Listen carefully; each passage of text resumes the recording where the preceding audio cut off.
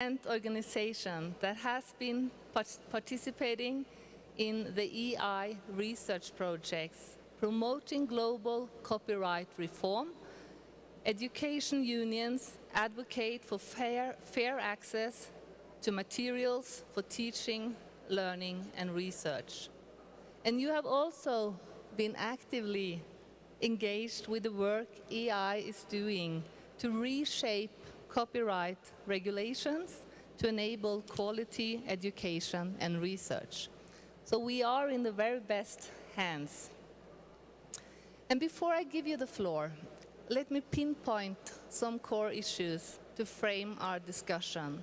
And President Susan Hopgood this morning, she gave a very clearly description of the importance of access to knowledge, for quality in education, for the democratization of educational system.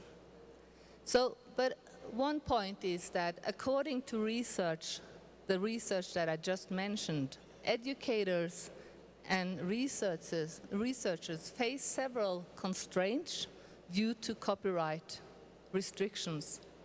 And many are not aware of national copyright legislations and end up, for instance, refraining from using the materials because they don't know if it's legal or not to use it. Another issue is that in cross-border settings where teaching takes place across jurisdictions, it gets even more complicated. Teachers and researchers need, for instance, to change their course design or selected material due to copyright restrictions. And sometimes they choose to permit activities they believe may violate the law out of a commitment to their students and to their pedagogical mission. A third issue, which you might touch upon, is that the percentage of open access journals and open educational resources in different regions is still very limited.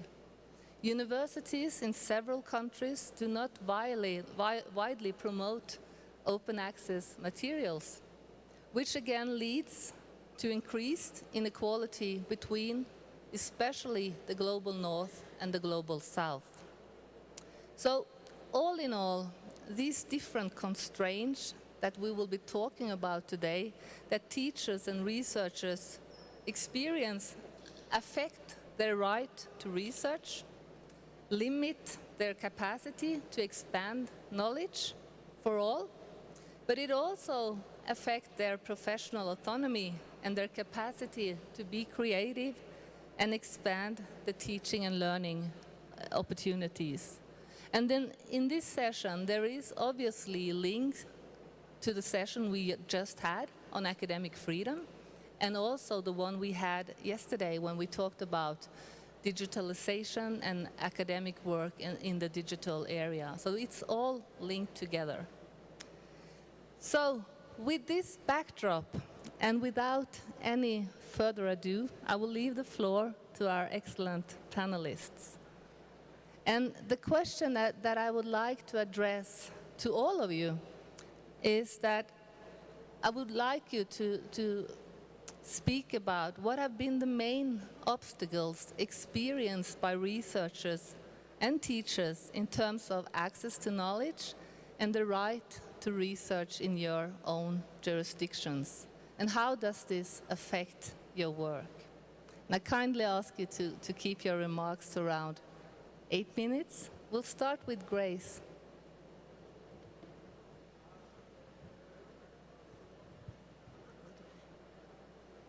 My name is Grace Nyongesa. I am the National Chairperson of Universities Academic Staff Union, WASU. You have okay. Closer. Okay, closer. Thank you. My name is Grace Nyongesa. I'm the National Chairperson of Universities Academic Staff Union, WASU is the acronym, in Kenya. I'm here to represent the university sector where we are where we represent members of the academic union, academic staff in Kenya. in public universities. The issue of copyright is very critical for us, especially after the COVID pandemic, when most universities began teaching students online, and that is when we began experiencing more challenges, and therefore this discussion is very timely. I'm sure it affects many other jurisdictions, and most recently, courtesy of the Education International African region, we had a conference where we were talking about go public, fund education, and our theme was adequate, consistent, and timely funding in public education. We brought together all concerned stakeholders from in the education sector, from teachers from the ECD level, which is a devolved unit in our government, to the basic education, tertiary, and the university. And we want to speak in one voice that go public, fund education, because lack of adequate funding in the education sector is the core problem that evolves around everything that we are going to discuss from our perspective.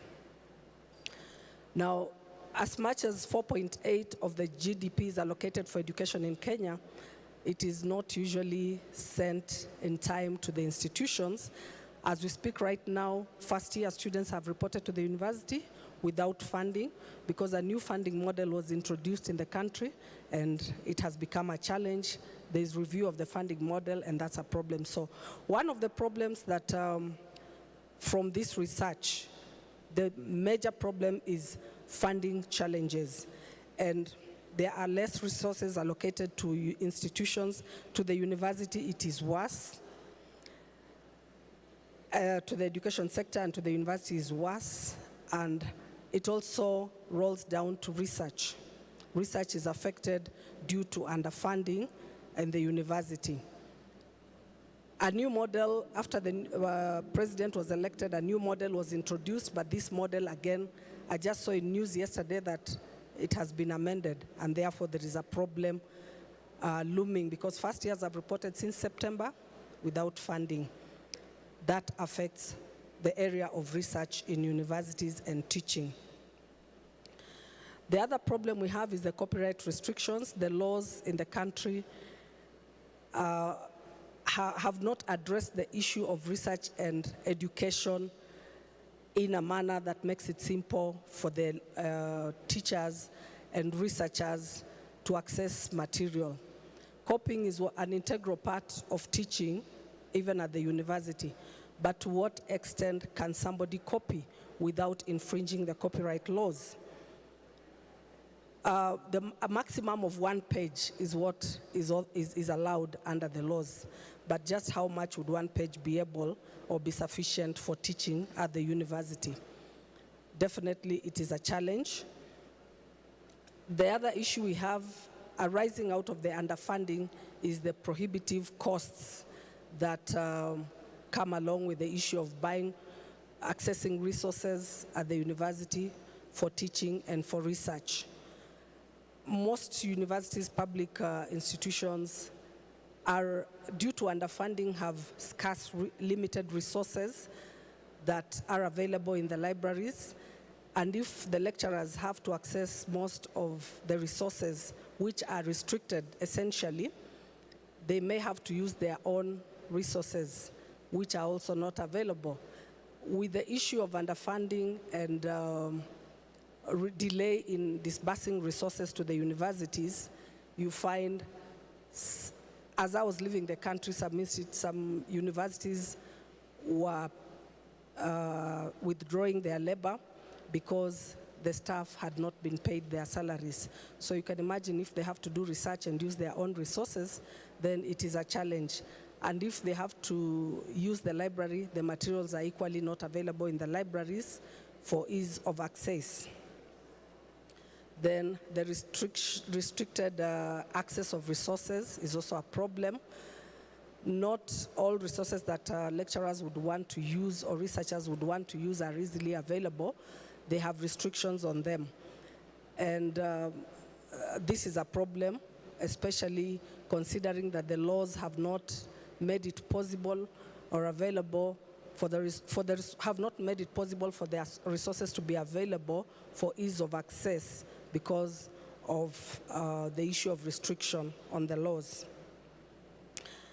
Then teachers living with a disability have worse problems when there is delay in disbursements of funds, because they need the resources, especially those that need interpretation, those that need resources interpreted in a manner that they can use easily.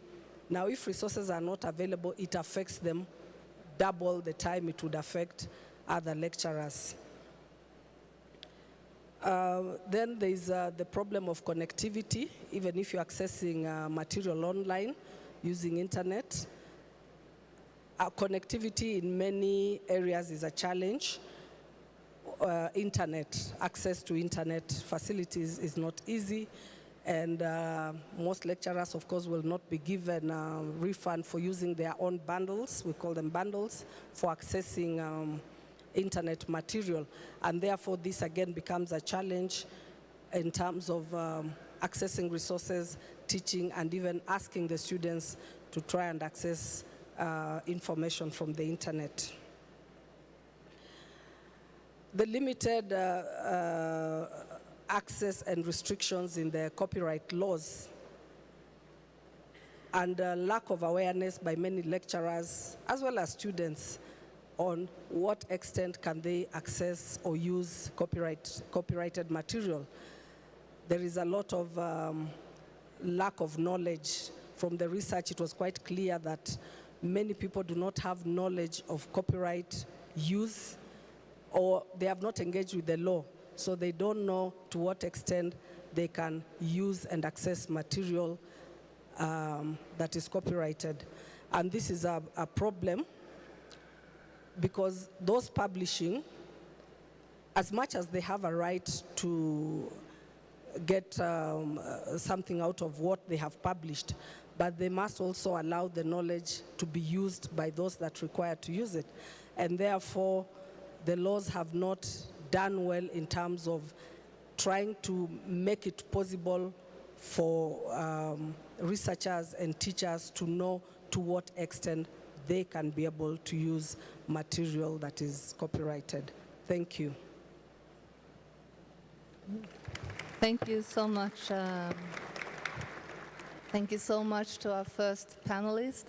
I'm aware of time, and I want us to have to hear from our panelists before we turn to questions later. So I will give the floor to you, Patrick.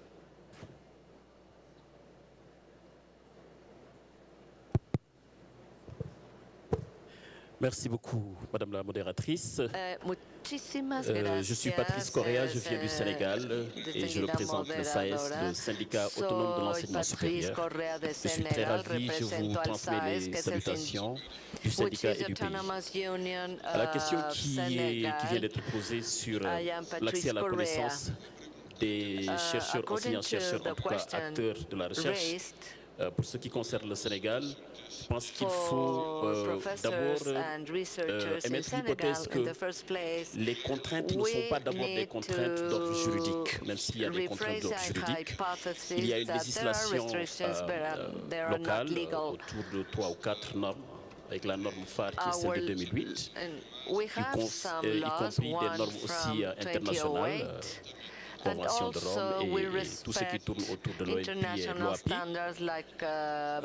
qui sont, c'est vrai, des outils qui peuvent restreindre l'accès à des plateformes et à des ressources qui sont destinées justement à la quête de l'information scientifique et à la diffusion. Mais c'est l'environnement globalement de la recherche, je pense, qui constitue un véritable obstacle. Quand je dis l'environnement de la recherche, il s'agit des politiques publiques de la recherche, qui sont très peu structurées, en tout cas depuis très longtemps. Il faut savoir que nous avons hérité d'un certain nombre de structures qui sont liées à l'histoire coloniale, mais qui après sont restées avec le temps. L'ancienne OSSOM, devenue IRD,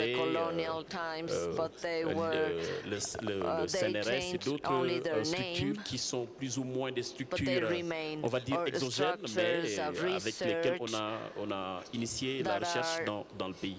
Ce qui fait que, sans compter bien entendu des programmes, des initiatives qui sont portées par des institutions internationales, soit la Banque mondiale ou d'autres, qui font que la recherche est vraiment éclatée et que les chercheurs vont de façon éclatée avec des initiatives selon qu'on est dans un domaine ou dans un autre, ce qui fait qu'il n'y a pas de dynamique globale. There's no global dynamism because of the lack of structure. Recently, we had union action. This is important. So, and they act before the authorities, particularly before the President of the Republic. The President, after receiving us on the 7th of April of 2022, instructed to implement a national fund of research. The President financed 50 billion for a set of scientific materials for laboratory and other research institutions on all disciplines to implement a research framework that would respond to the needs of the country. And this, along with the implementation of a research strategy for 2022 to 2032. Well, the implementation of elements that would allow for research in the form of blocks in order to have joint projects, implementing them together. This is just to say that something is going on. Well, recently, in general way, the real problems were due to the lack of a political view. So, the old researchers had a strong relationship with their origin institution in the centers where we learned, where we studied our PhD. Well, we stay there to work, but we keep facing an externalization, so this leads to a lack of dynamism and difficult access to knowledge, because the local dynamics allow for this. And we also have the technological differences. In some way, the technologies fell over us. Well, we can use a certain technology in exchange of something more, a contract with the World Bank, a yield, a performance contract that the World Bank signed with other universities, so they are obliged to take one part of the budget for ecological facilities. If this is not respected, we will not have a good technological environment. The problem of the unions is disparities in the access and the use of those technologies. The moderator said that there is lack of knowledge of the legal mechanisms, reason by which the professors and researchers use tools whose legal framework is not known. In Dakar and in other places, we'll find comme une forme d'industrie, je mets entre guillemets, de la copie. An industry of copy, that is, the books and other documents, they are like reproduced in an illimited way. People do this naturally, like small companies, or people like place for copying documents, even though there's a law that should restrict those practices. Now I'm going to address two more elements in the difficult access to knowledge. I would like to mention the work performed by IE regarding other players, and it proves that depending on the place where you live, if you live in a rural or urban area, depending on the socioeconomic status, well, the access is not the same. If we talk about elementary, further, or higher education, we have the same access, the same relationship with technologies. If we mention the levels, like elementary school and further level, the Ministry of Education decides on the curricula. So this is not the case for higher education. There is more freedom. So to abandon the pedagogical practice determined by the ministry is not an easy task in elementary school and further school, while in higher education we have more freedom, but always respecting the law. Thank you very much. Thank you, Patrick, and you're sort of broadening the perspective here and making it obvious how complicated this really is. So let's turn to our third, last but not least, panelist, Tamara. And I would like you also to address the questions. What have been the main obstacles experienced in your jurisdictions, and how does it affect your work? The floor is yours.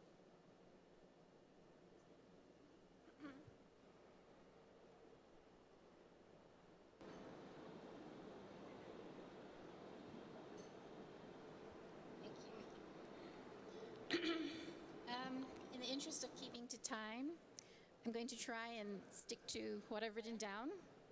Closer. Good morning, buenos dias, bonjour, and as we say in indigenous Fijian, Yandra Vinaka. My name is Tamara Osborne Naikatini, and I am the current Vice President of the Association of the University of the South Pacific's Staff Union, or OSPS as we are known. Our university has 12 member countries that are spread over 33 million square kilometers, an area that is larger than Europe. Cook Islands, Kiribati, Marshall Islands, Fiji, Nauru, Niue, Samoa, Solomon Islands, Tokelau, Tonga, Tuvalu, and Vanuatu. Pretty much the majority of the South Pacific Islands. Our union represents the academic and professional staff of the university based in Fiji. I wish to acknowledge Education International in enabling and supporting our union's representation here.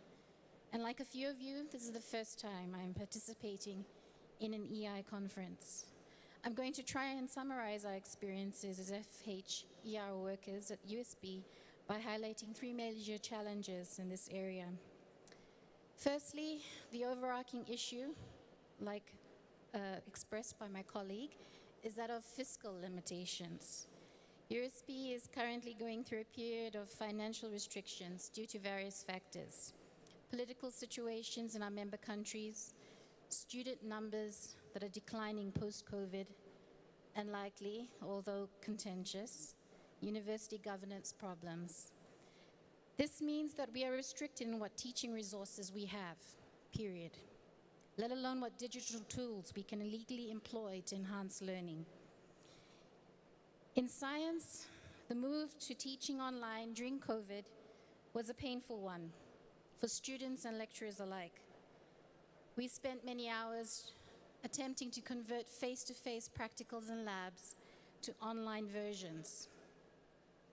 And that was, as you can imagine, not an easy task amongst the colleagues in my school, which are mainly natural sciences. We were unable to use, because we lacked the financial resources, things like Labster. And I was not alone. Many of my colleagues related periods of stressful preparation for online teaching. We still have limited access to online journals of a reputable nature, with subscriptions to only those we can afford or who give the university lower institutional rates. As a result, research progress is somewhat limited, mainly due to internal funding.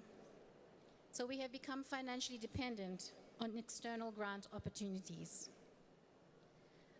Secondly, the digital experience disparities that exist in our students.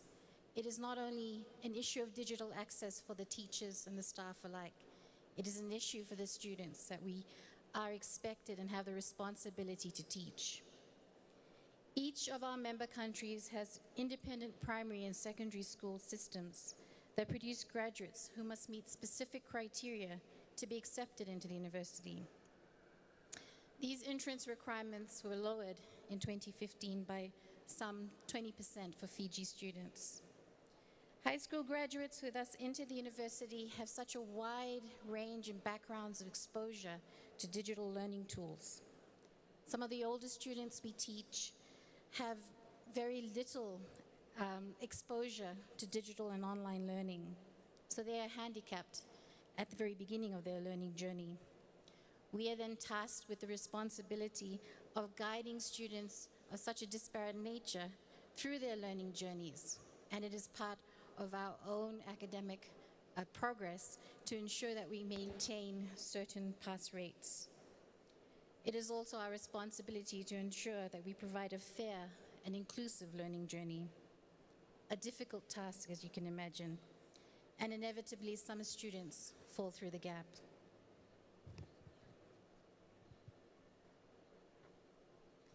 The digital experience disparities extend beyond secondary school into tertiary level, where access to reasonable computing resources and internet connectivity varies between our 12 member countries and the campuses that are spread throughout. Teaching online to counter disparate digital experiences has been and continues to be a challenge, particularly now as the university seeks to move forward to increase student numbers across these remote outer campuses. Providing a learning journey for all students in all our classes, which also run in cohort mode across multiple campuses, can never be truly equitable when you consider the variable access to online learning materials.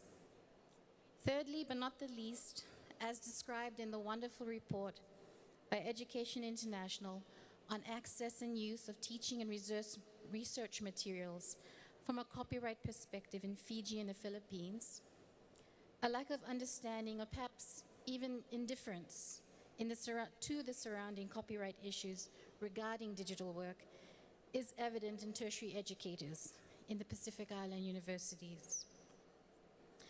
The lack of understanding regarding how online resources can be employed to teach our own classes means that in many instances, copyright laws are flagrantly abandoned. Even when materials are properly referenced, the proportion of information could still mean copyright transgressions. A reluctance to make the effort to identify the copyright status of published materials or how the information can be used correctly means lecturers simply abandon the use of these resources in favor of easier to access and most likely lower quality material. On the flip side, intellectual property developed at the university is subject to copyright issues as well.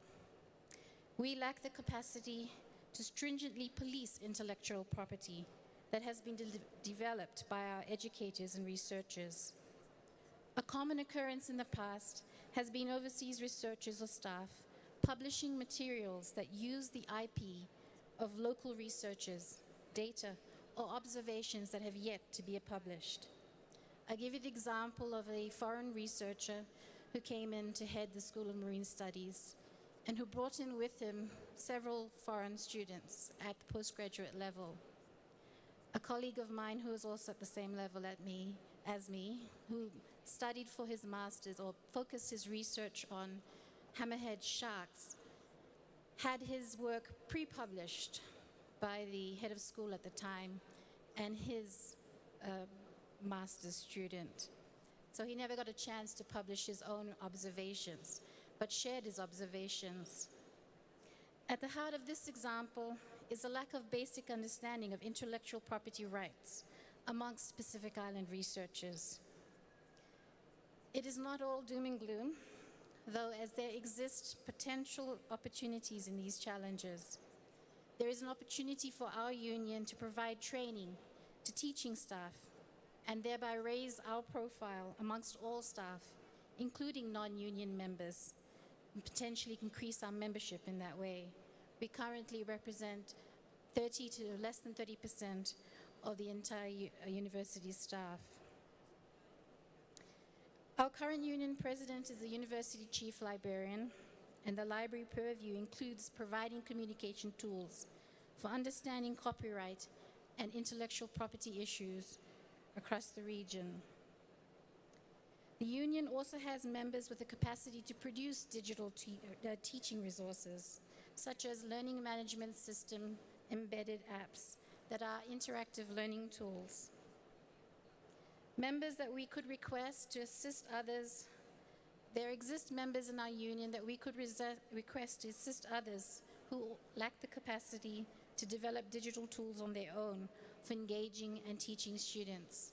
And there exists the potential for collaboration with others in education across the world to help our current staff members and our union members to progress in this area. To do so, we need to have members whose welfare and living needs are provided for within a workplace landscape that is secure and stable. We need our governments to secure funding for tertiary institutions so that our members are functional practitioners and are able to tackle these and other challenges for digital learning and teaching in the Pacific Island countries. Thank you for the opportunity to share these thoughts and ideas with you.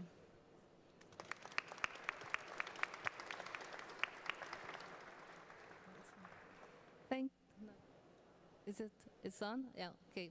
Thank you, Tamara, and thank you to all our three panelists in this first part of the session.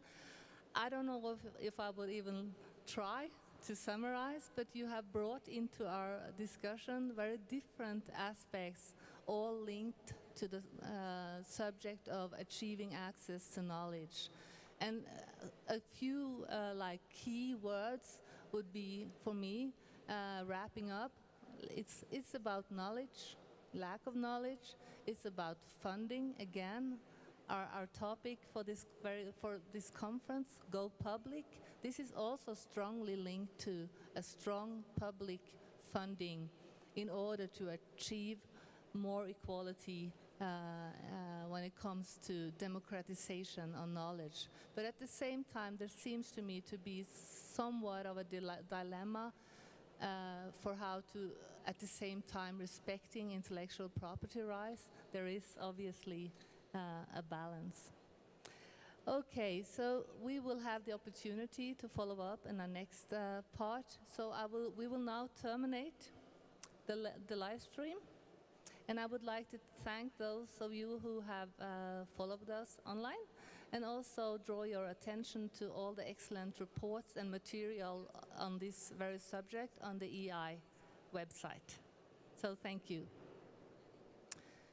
So, yeah, please. And this, colleagues, leads us to the part 2 second part of our session.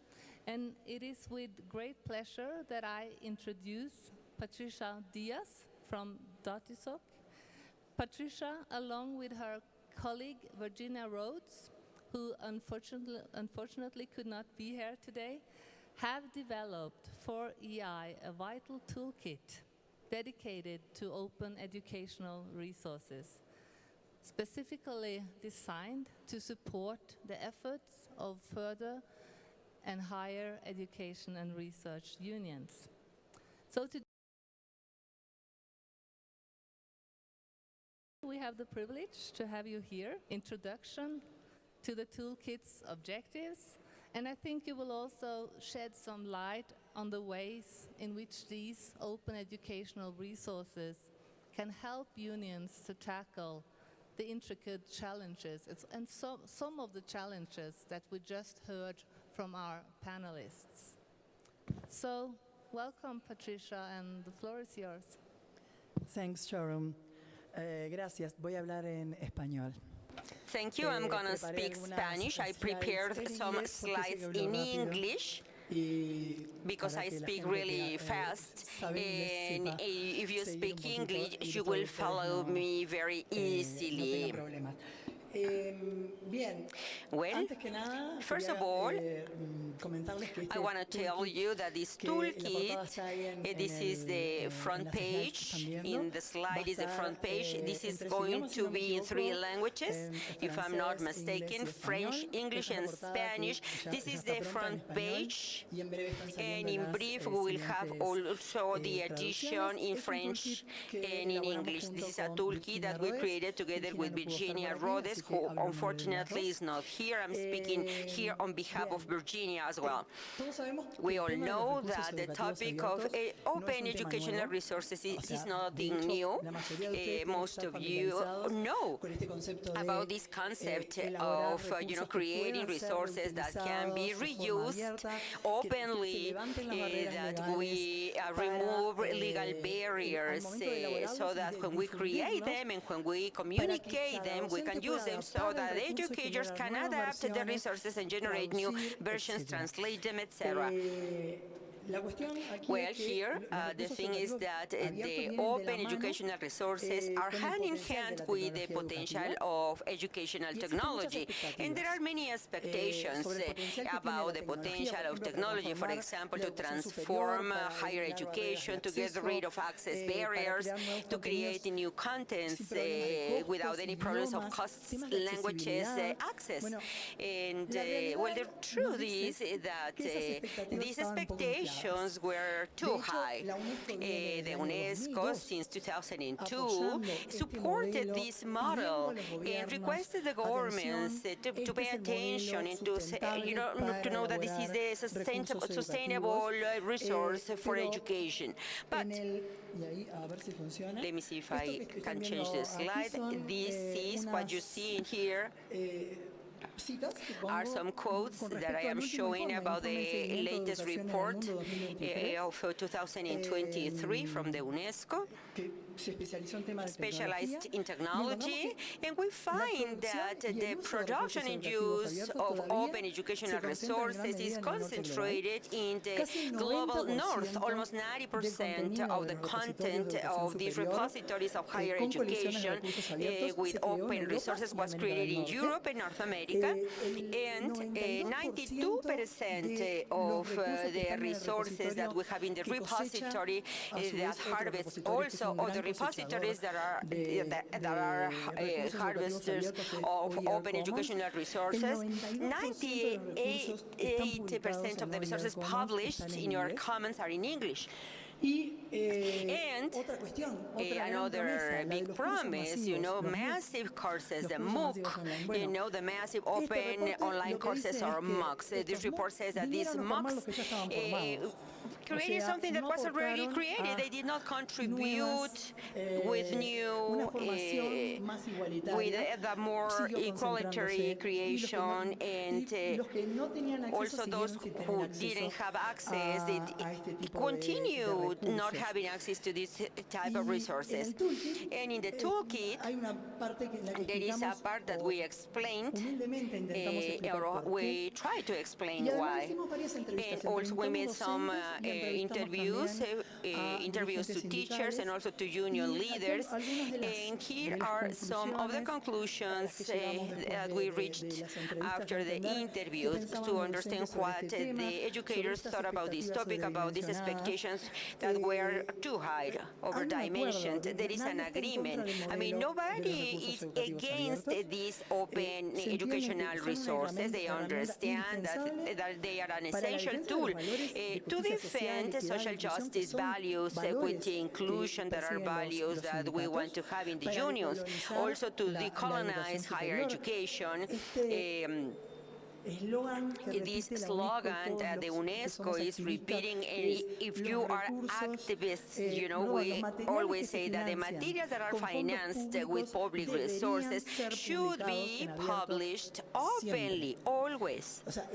So the concept of these policies of, I mean, the automatic things should be, if it's financed, automatically, if it is financed with public funds, it should be published, I mean, openly. And this is not happening. This decolonizing also of higher education. I wanted to give you an example. I work. I am an attorney that works with engineers, so I am always in discussion forums in the Computer Institute where I worked for several years in my university. For several years, the topic at the beginning of the year was we have less and less students who speak English. And the engineering career, the state of the art is in English. So what to do? We don't have any support to translate. We can, you know, self-manage, but self-managing to translate the papers that were very essential to understand some subjects. I mean, this was an initiative that never moved on because of the copyright. We cannot translate and publish because there is a risk.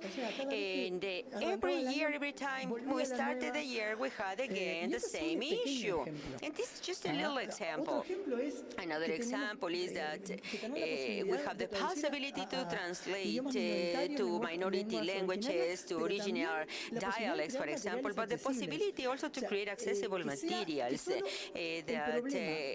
I mean, the problem of creating accessible materials should only be the budget, you know, the funds to create these materials. But if an educator wants to have a university library, he can generate an accessible version of, I mean, for a blind student or for a student who cannot hold a book. So this should not be under discussion, and now it is under discussion. So this model generates, or better said, removes these barriers. Another thing that we saw in the interviews with educators was that we need recognition of the educator as a creator of content, or pedagogic content. In my university, we made some interviews with educators of different areas, asking them, do you have any materials, or do you create materials that you consider that are valuable and are not published? I mean, materials for your students, you know, teaching materials, not research papers. And almost 50% of the teachers said, yes, I do. And when we asked, why don't you publish them? The answers were many, but the main problem was I do not have support from my university to, issue a good version. Because remember, the work of the publishers is not just the creation of the contents. No, we create the contents. The work of the publishers is different, graphic design, correction, translation in many cases. And this work, this is not in the horizon of the universities as a topic, it should be. Another thing is the revalorization of teaching activities and production with the research, on a part of research. Well, they said, the investigator said, okay, I produce papers because I am assessed by the production of papers. They do not assess really the teaching activity. And this should be also hand in hand with the model, the RIA model. There are several examples in the toolkit that I'm going to mention in a moment related to how there are countries that are including in the collective negotiation or in the bargaining some specific requests related to, let's generate a call of action or a scholarship or awards for innovation. This within their negotiation platforms, and also achieving mechanisms to stimulate and reward innovative teachers, because we also saw many policies, especially in the Global South, many universities that have generated policies, open policies, but it is not viable to wait for teachers to start producing and publish if they do not have a reward or a mechanism. It's not even an economic reward, is a reward to make sure that the quality is good, that they have a revision or a review process. There are several mechanisms behind and should be also part of a possible complete or comprehensive policy. Not only in the regulation, but with real support and real planning. Also establishing rewards and a correct training for the creation of open education resources is essential, because educators perceive that this is a burden, that this is a workload, that these policies of open educational resources are too much when they do not have a real support system. And at the same time, that's why the participation of the unionized members in these policies, and even the promotion of these policies as initiative of the unions, is essential to adopt, to successfully adopt a model of open educational resources in the universities. Integration of open educational resources in the higher education curriculum needs to have a unique perspective, considering the context, the setting, to understand the teaching practices. And it is essential to understand what technology do they have, the teachers have, and also cultural aspects, historical and economic aspects of each university. All of these aspects have an impact in the adoption, and the unions know this context. Finally, I wanted to show you what we see in the toolkit. What do we have in this toolkit? Obviously, you will have a summary of the ABC of the open educational resources, the relationship between this movement of open educational resources and these policies, with the open science and with the open access, because it's not the same. In fact, this report of the 2023 of UNESCO, they say that the Global South universities focus on fostering open access to scientific papers and did not pay attention to open educational resources. Also, ¿Qué this toolkit implicancias tiene la summarizes the recomendación de implication of the UNESCO recommendations del of año UNESCO 2019 2019 sobre recursos about educativos open educational resources. Nombra las barreras, que yo he sacado de Also, nombrar algunas, it pero mentions de the forma barriers sistematizada, systematically, las barreras legales, legal culturales, barriers, cultural actitudinales, barriers, attitudinal las barreras de barriers, infraestructura, infrastructure de recursos y de barriers, incentivos que resources comúnmente barriers, tienen, and incentive barriers that we estas commonly políticas see in these que no policies that la adopción do not de estas allow the políticas adoption muchas of veces, these policies y many luego un times, llamado a la and then acción. a call to action. Y ahí viene There is where we have son consejos, básicamente, many basados en advices la or experiencia suggestions based on the de, experience de Virginia y mía, of por Virginia años, 10 and my años trabajando en el experience tema, pero además, working 10 years in this de area, varios but also the experience sindicatos of que sí several optaron unions por, that really decided colocar el tema de los to, recursos abiertos dentro de su- include de the sus open plataformas. education resources Y in their analizamos, platforms. We analyzed primero, first esto de incluir the inclusion cultura de of recursos educativos abiertos a culture la interna of del sindicato. Es empezar a open entender education que todo lo que resources. publicamos So en el everything we sindicato, ¿por qué importa la publish, licencia? why is a license important? Why is important to know what license we need to have? What is the most suitable for the union? And then to understand the university context. Las The reglamentaciones context relacionadas con propiedad and intelectual en la also interna de nuestras copyright, universidades. intellectual property La, issues, ¿cuáles son las what are the necesidades más needs, urgentes en cuanto a the acceso a urgent material, needs in terms detectar las of brechas, access to material, detect the gaps, y comprender el contexto understand the en context general. in general. Y luego And de detectar las oportunidades, after we diseñar un detect the plan. opportunities, El we have to objetivo del design a puede plan. ser The desde purpose una of the plan política should be, hasta for example, to create a detectar policy que or todos to los detect llamados that all de financiación the financing, no tienen una lógica have a de logic lo abierto. Y decir, bueno, for para open resources.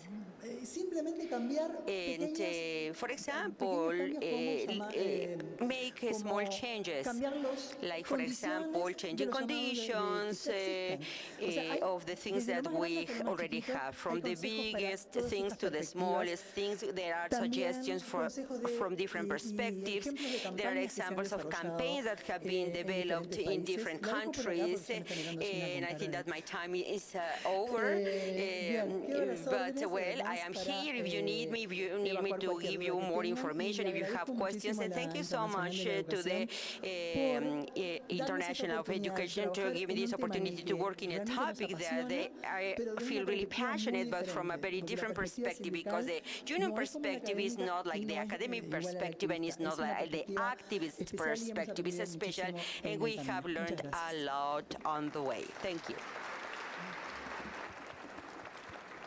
Thank you, Patricia, and I invite you to take the seat in the panel. We would like to give the audience and also the other panelists an opportunity to both comment and ask questions. Before I do that, I would also like to remind people that the toolkit is already available in 3 languages in the documents of the conference. So there will be, it's there for you to take a closer look at and to see how this could possibly help you in your struggles, your advocating in your different countries. This is, for me, and I think for all of us, it is a complicated topic. I don't know where to start, but I would like to give the panelists an opportunity to respond to what you've heard from Patricia just now. When she presents the toolkit, in how will this help you in your jurisdictions with further work? How will this solve some of the problems and obstacles that you mentioned? Anyone? Patrice, would you like to start to comment on the toolkit?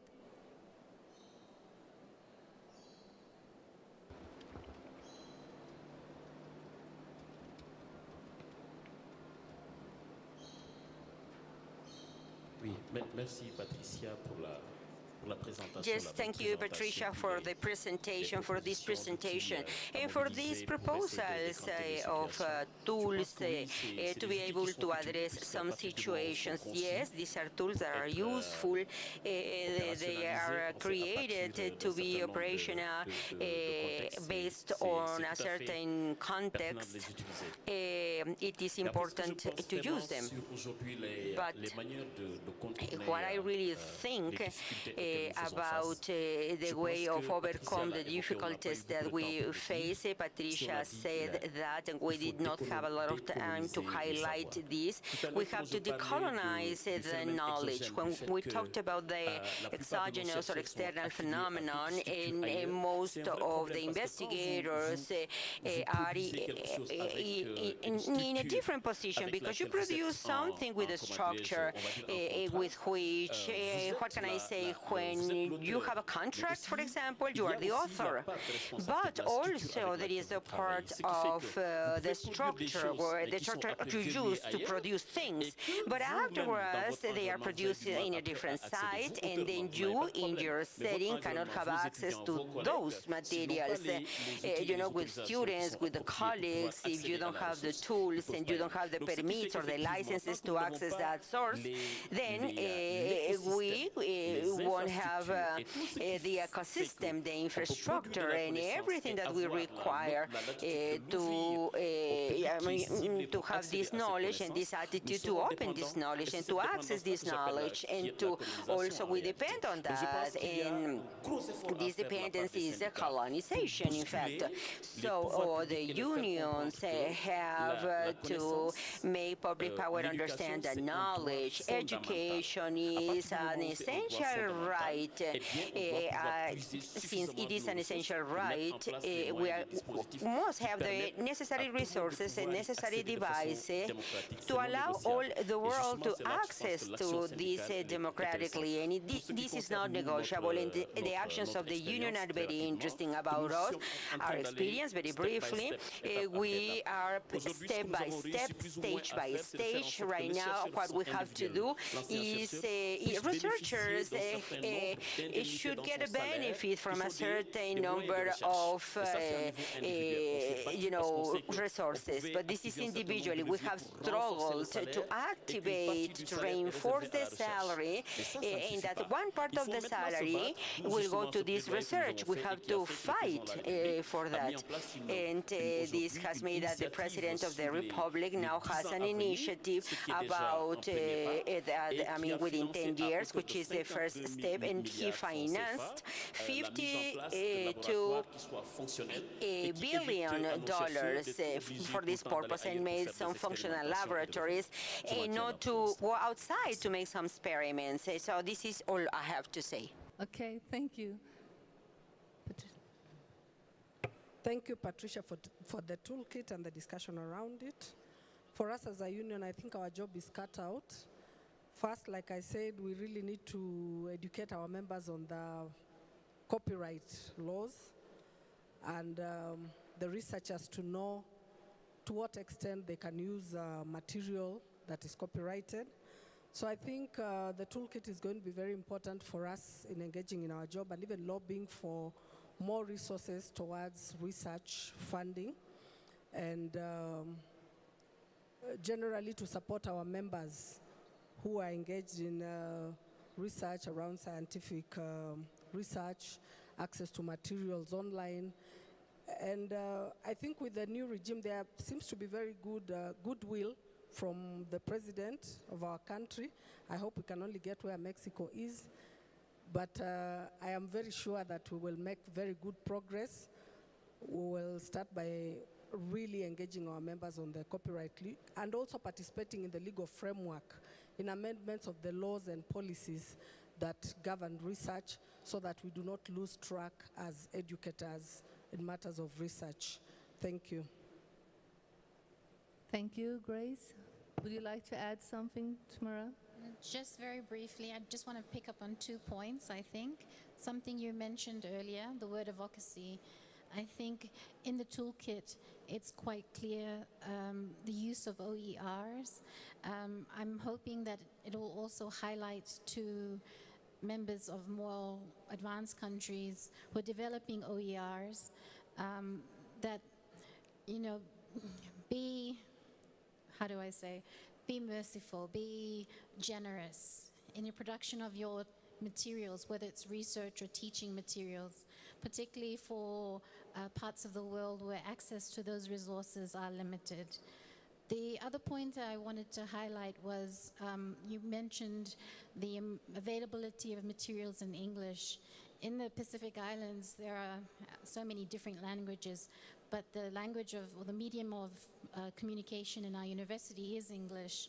So it's nice if these OERs have captions on them for in English, but also in perhaps in French, because French is a language that is also spoken in the Pacific. Just to make it available to students who can understand English when spoken, but understand it better when they read it. Just food for thought for people who are developing OERs. Thank you very much. And now I would like to open the floor to the audience. I'm sure you have questions, comments, whether it would be about copyright, open educational resources, intellectual property rights, and or how your union has been advocating access to knowledge within your own jurisdictions. So, colleagues, please, any questions?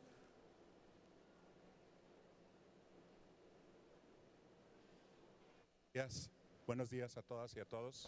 Good morning. Me parece muy interesante el tema que It's really que han expuesto interesting, los the panelistas. topic Gracias. presented Sobre by todo the el panel trabajo que members, presenta mi mainly colega the de work Uruguay. of my Es una experiencia muy interesante. colleague Quisiera hacer of unas sugerencias en base a la experiencia de que aquí en el Sindicato Nacional de Trabajadores de la Educación here in ya en the algún momento hemos SNTA, at some desarrollado point we una developed portal de recursos a educativos portal abiertos. of OER. Primero, First, es que it is that los maestros deben apropiarse the professors de sentirse parte de ese portal. will have to Y be para ello part of owners of the portal. And for this, I will give you a context, and we put it a name in Nahuatl language.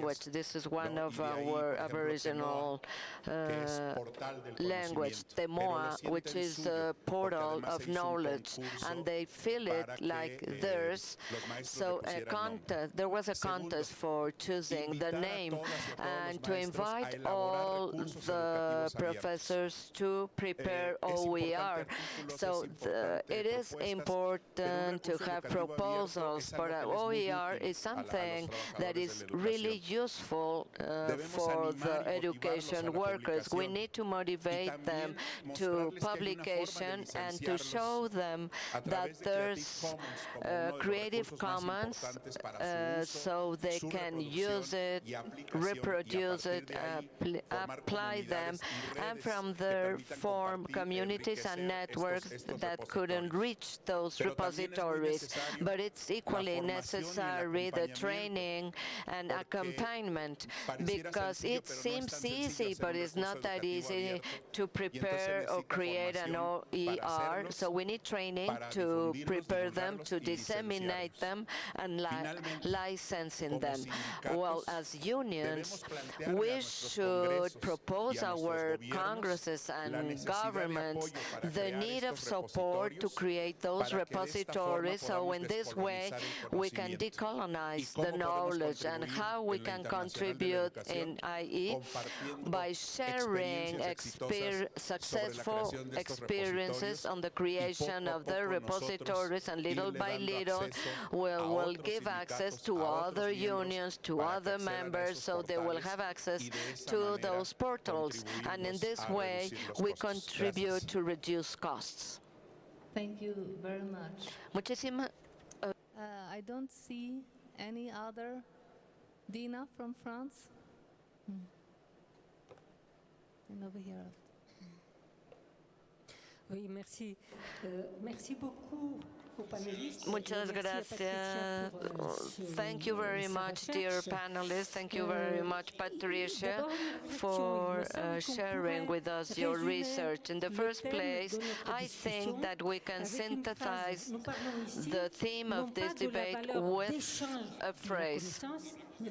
We talk about the value of exchange, but we talk more about the use of knowledge.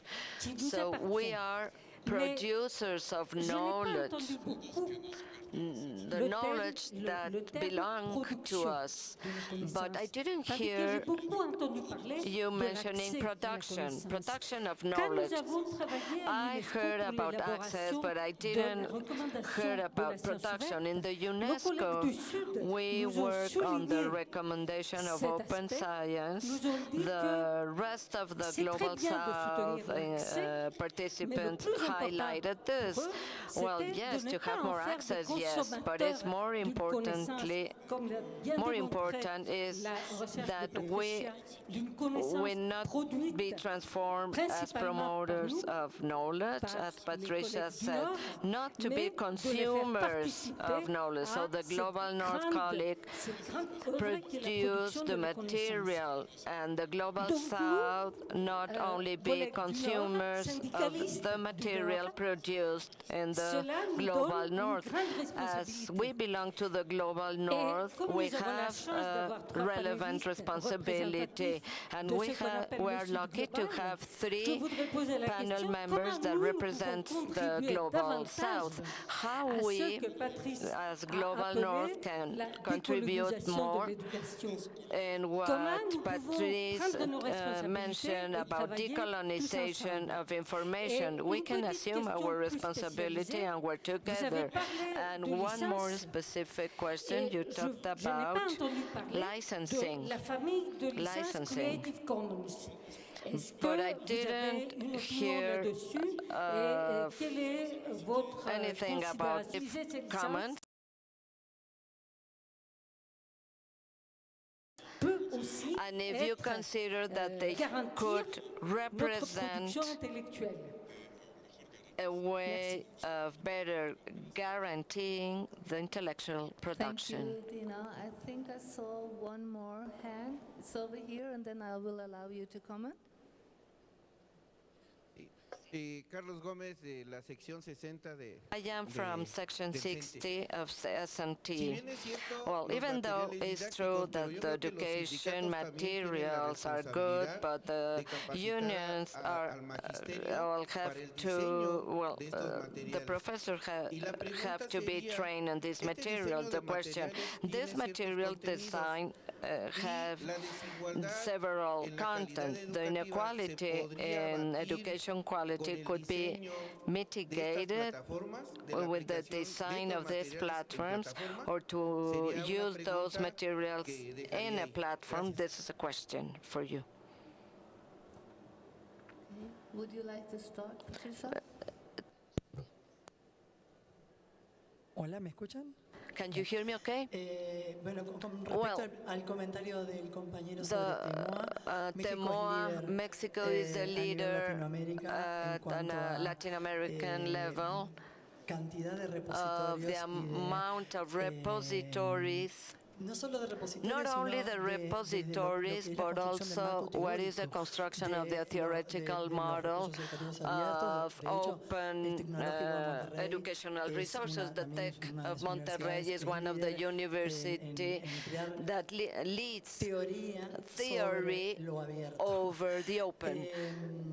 Así que So, va mis felicitaciones al compañero mexicano por, my congratulations to sus my repositorios y Mexican por colleague realmente for the adoptar repositories and for desde lo abierto adopting en sus policies from the open Con respecto a in lo the que university comentaba la, regarding of what my colleague, francesa, ¿sí? my French colleague said.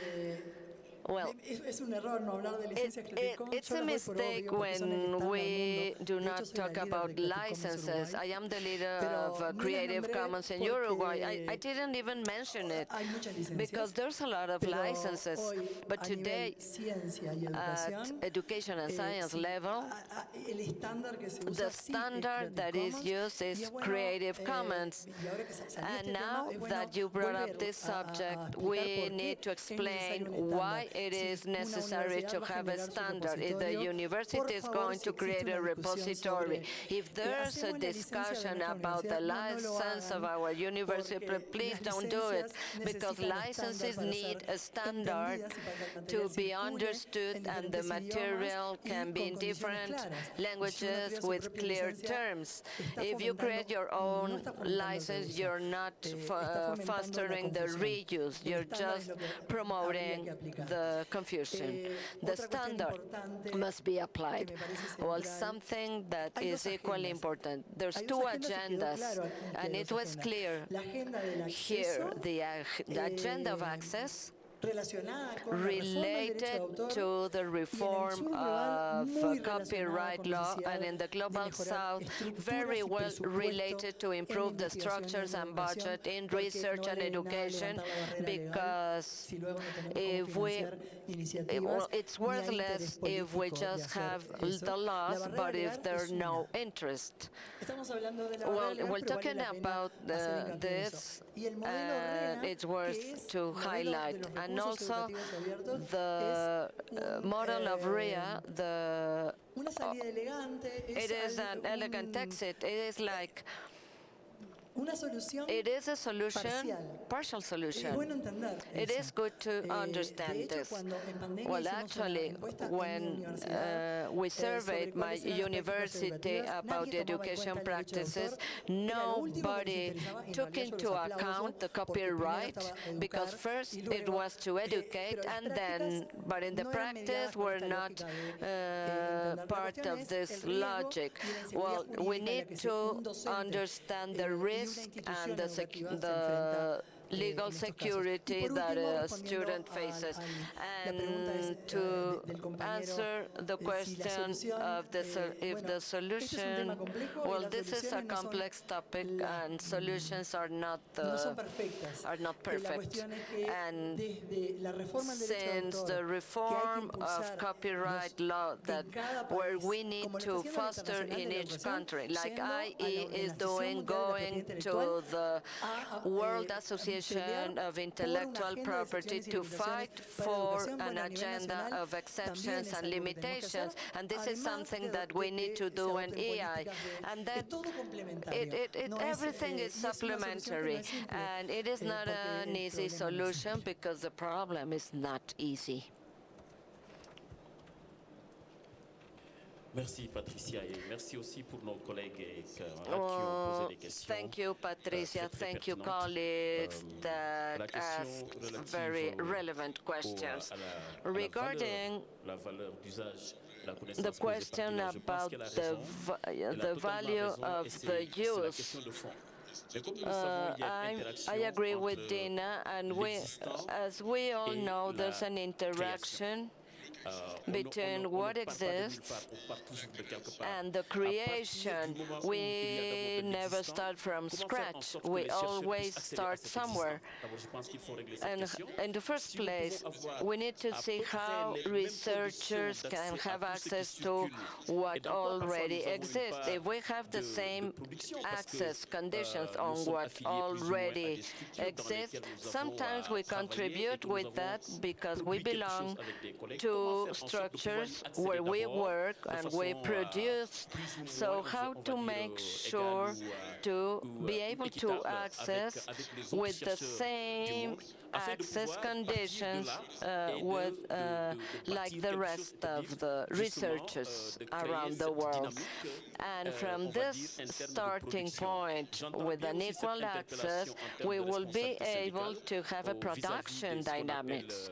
I understand the responsibility of the Union of Global North versus the Global South. We need to generate internal dynamics. What happens in the Global South countries, well, they are lacking strong connections within the Global South. Many of us, we are members of external structures in the Global North, but there are few interactions within the Global South itself. Well, there are differences in languages and cultures that all the French-speaking countries, English-speaking countries, which is not easy. And if we can help in the internal initiative, we will generate something, and this is when a local production can be really developed. And this is part of our responsibility, and the same thing I can say about inequalities. Today, I was saying that the new technologies fell over us, literally. One of the colleagues yesterday said that we shouldn't be technophobic, but technocritical. I have a similar opinion, but what we need is to re-own those technologies. And before innovating, there's science, there's reflection. This is our role to play.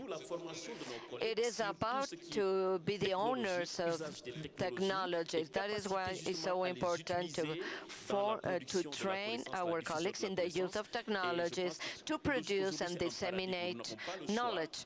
So I think that this is about a paradigm. We cannot decide if we can be trained or not in those technologies. This is a need. If we don't do it, so the inequalities will get larger. I would like to ask Grace or Tamara, would you like to comment also?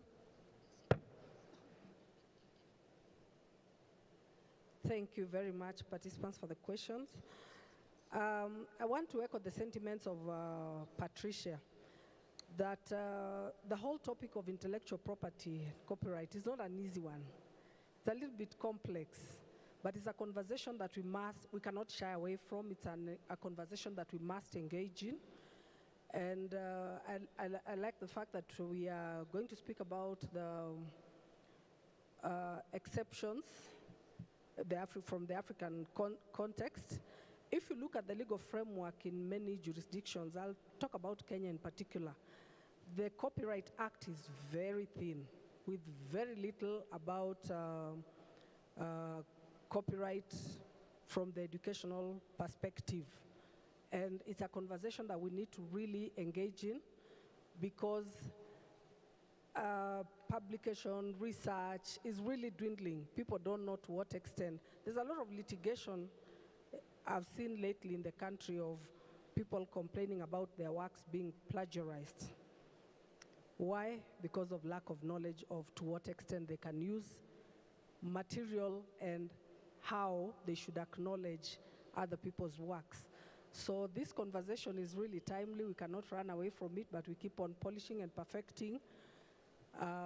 Thank you, Patricia, for the toolkit. I think it's very good work that we need to continue the conversation and not run away from it. Thank you. Thank you. Tamara? I think my colleagues have pretty much expressed the majority of what I was hoping to say.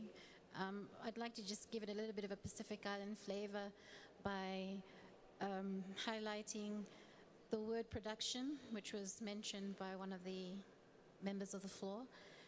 I think if we empower and enable our Pacific Island researchers to produce their own materials, we can circumvent the issues surrounding copyright. And, we have the resources, we have the natural resources, we have some of the best biodiversity in the world. We have hotspots of biodiversity. So we have natural resources to develop scientific materials for open educational resources. We just perhaps lack the skills and some of the equipment required to produce them. And that's where we we probably would lean a little bit more on others within the global educational fraternity to assist the Pacific Island community. Thank you. Thank you. Colleagues, there is room for one or two more questions and comments. No? Janne from Denmark. Thank you for really important reflections on this complex matter. I would like to share with you that, for instance, in Denmark, my union has initiated that we invented a model defining the copyright and intellectual property when it comes to teaching materials, producing them and using them. Because during COVID, that's what kept us going.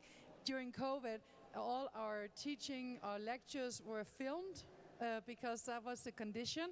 And then some universities management said, okay, now we have all this, so we don't need actually the teachers anymore, it's because we can just play it again and again to the students. And everybody here knows that this is not going to work, and we don't want that. Also because our teaching changes, because the world around us changes, but also because then we are not needed anymore, and it will be bad for teaching. So we invented this model trying to persuade the management in the local universities to make some agreements saying that the researchers and teachers, they own the material that they create, but not the university. So because the university owns it, if you leave for another university, you don't have these material anymore, it doesn't belong to you anymore.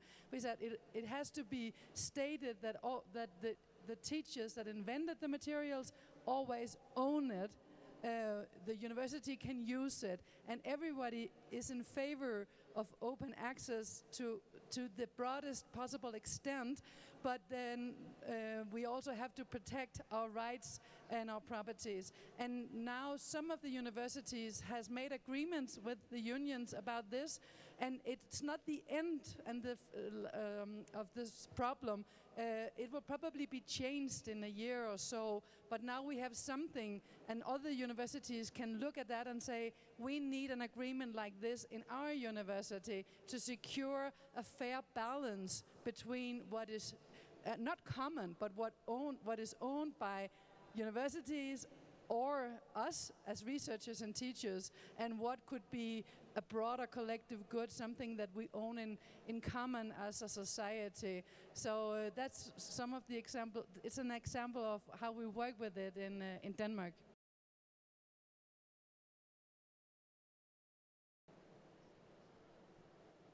Thank you from Norway, but we're still fighting this issue actually, but I think it's a brilliant example on how we can keep an eye on both the very goal of achieving a better access to knowledge and democratization on the one hand, but still not losing sight of the rights of those actually producing this knowledge. And it's about ownership, and it's also about integrity. Yeah. I saw one more hand here. And I think that will be our last question, and I will leave it. No, thanks very much for this insightful conversation that we've had. My name is Mugwana Maloleke from South Africa. Just to appreciate the issue of copyright, that it has not been a very easy struggle in South Africa, but finally we were able to have the parliament and the lower house of the parliament approving it 3 weeks ago. So the president will then be promulgating that as a new law. 40 years of the struggle around changing the copyright so that we can have fair use, exceptions and limitation. But obviously what we have been able to achieve it is that those who create this knowledge will then be fairly remunerated for the work that they are doing, but obviously sharing that particular knowledge with the rest in terms of the education, in terms of, in particular, what makes us to be excited is the fact that people living with disabilities, partially blind people for the first time will be able to access material electronically, but obviously using the fair use in our country, which has been a struggle, as I'm saying, for 40 years of our struggle. So yeah, AEI was at the forefront of this, helping us with research, helping us with this particular campaign, and we want to acknowledge the contribution of everyone. Thank you so much. Thank you so much for your contribution. I think we will try to wrap it up, and I would ask you to just in 1 or 2 sentences, what is your key takeaway from these sessions, from what you've heard, and maybe also how should EI continue working on this very important issue? I'll start with you, Patricia. Patricia, please. Yeah. Patricia. Algo muy cortito. Well, something really brief, and to answer the comment made by her experience in the university, we know that this thinking is naive, but we also have how the materials will be used. It is very important that OER policy in an institution, it also is not compatible with publicating it. It's by Creative Commons license that specifies that it is this is not for someone that will create an academy with all the videos of a professor, no? But in the same time, all the internal arrangement between the professors that produce, well, can have terms, internal terms between the institution and professors. So it is okay that you brought up this.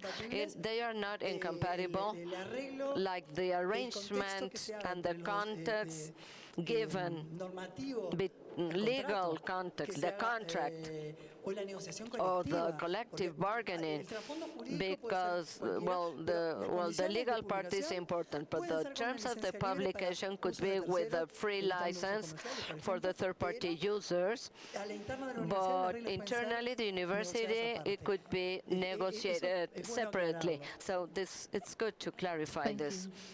Thank you. Patricia, and I have to kindly ask you to keep it short. We're running out of time. Oui, d'accord. Merci beaucoup. Il y a Muchísimas Libération gracias. pendant le journal Libération de France pendant la période de Covid Well, they used journal Liberation. It is like they said, like to hide yourself to solve better the situation.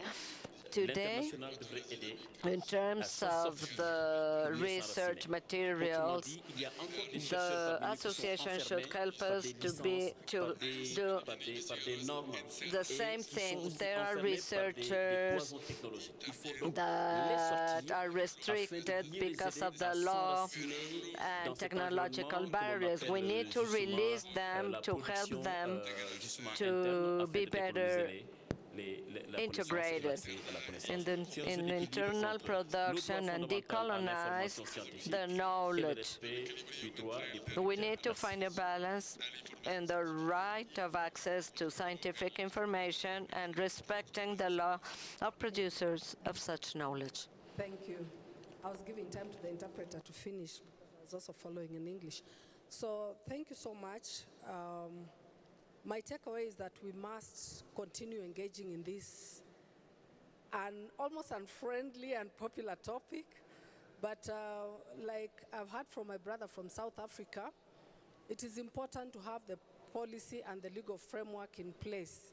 And therefore, as unions, we must engage to ensure that we have proper policies at the university, proper agreements for those producing knowledge and for those who are researching. And the issue of fair use is one that for us as a union, we must really get clear. It must be clearly substantiated so that our colleagues, our members who are engaged in research and dissemination of knowledge can be able to utilize this effectively. Thank you. And finally? Thank you. I'd like to say that perhaps we need to take a more nuanced approach to how we address this very complex, as you said, issue, and recognize that there are many aspects to this issue. There are many aspects that each individually are important and deserve their own attention. And therefore, the policies and frameworks that we would want to put in place need to address each of these individually and value them each individually. Thank you. Give all the panelists a big applause. I'm just going to end by saying that what some of our panelists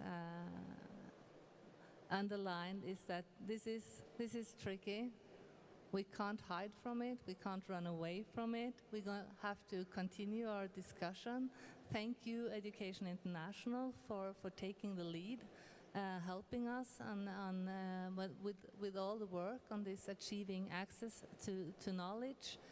We have to keep sharing experiences, and we have to be generous. So thank you. Lunch is next.